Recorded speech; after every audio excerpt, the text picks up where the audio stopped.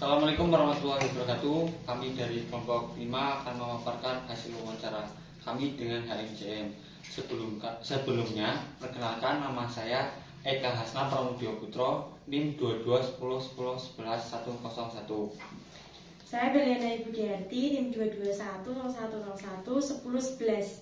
Saya Genis Azhara, NIM 221010111205. Saya Ernita Nilamcaya Koernisa, NIM 221010111124.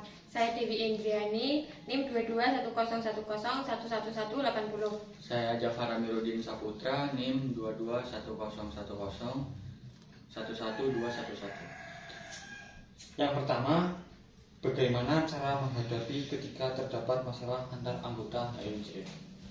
Jadi itu dilihat dulu masalah kontak antar anggota, dilihat dari anggota, ditanyai satu-satu atau antar individu apa masalahnya. Jika sudah menemukan titik tengah, melakukan pendekatan secara individu atau mengajak untuk berdistribusi kembali. Kemudian, contoh kerjasama apa saja yang ada di dalam organisasi HMJM?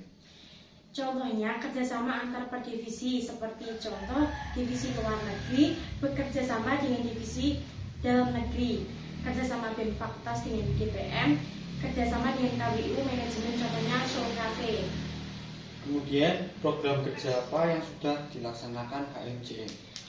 Proyek yang sudah terlaksana yaitu kerjasama dengan semua ormawa untuk pengabdian masyarakat, membuat seminar digital marketing, kerjasama membangun lab MSDM, dan kerjasama dengan pihak kampus lainnya. Setelah itu, bagaimana tanggapan Anda jika terdapat program kerja yang belum atau tidak terlaksana? Tanggapannya, kenapa tidak dipersiapkan jauh-jauh hari? Karena permasalahannya ada beberapa UKM yang udah mencoba melobi UMKM tidak bersedia dikunjungi, dan solusinya mencari UMKM yang bersedia itu agak sulit. Kemudian, bagaimana caranya ketika terdapat dua jadwal yang bersamaan? Contohnya, ada kelas dan ada rapat HMJM, dan apa yang akan dilakukan? Jika ada jadwal yang bertabrakan, kita melihat dari kesepakatan dari awal, kita lebih memprioritaskan yang mana misal di HMJM punya acara dan kita jadi panitia inti dan nggak bisa digantiin, berarti kita harus di HMJM, begitu juga sebaliknya. Jadi pada intinya itu tergantung prioritas. Setelah itu, apakah pemanfaatan sistem informasi manajemen sudah diterapkan dan sudah berjalan dengan baik? Sistem informasi manajemen itu pada intinya di dalam suatu proses internal itu ada perencanaannya. Misal, dalam divisi, kasusnya itu ada proker seminar manajemen konsentrasi. Nah, itu sudah mulai dibahas itu dari bulan Mei. Jadi itu 2 bulan sebelumnya. Jadi sudah diatur waktunya, sudah mulai dibahas rapatnya dan siapa yang bakal mengisi proker tersebut. Nah, itu kan sudah disebut sebuah perencanaan. Itu membuktikan bahwa HMJM sudah membuktikan bahwa sudah menerapkan sistem informasi.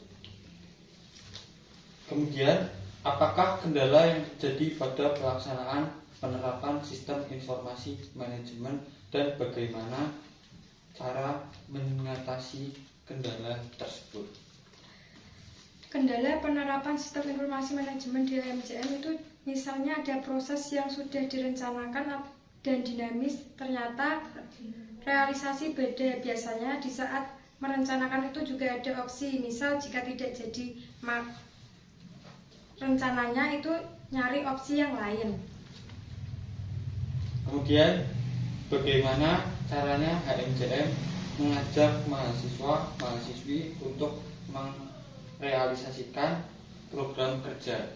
Contohnya, jika ada pemberitahuan seminar diposting di sosial media dan dibagikan di grup komting dan dibagikan juga di grup kelas.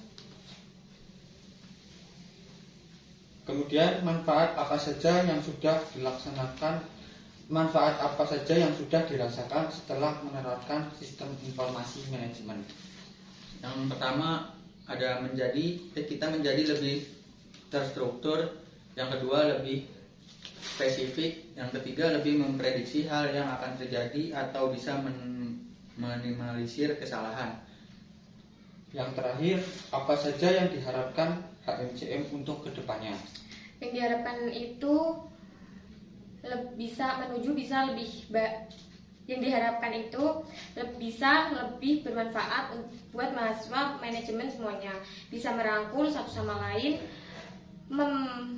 membangun semangat para mahasiswa manajemen supaya bisa lebih minat dalam acara yang lebih penting, karena itu butuh effort yang besar banget. Terima kasih, hanya itu yang bisa kami paparkan. Kurang lebihnya mohon maaf. Assalamualaikum warahmatullahi wabarakatuh. Waalaikumsalam.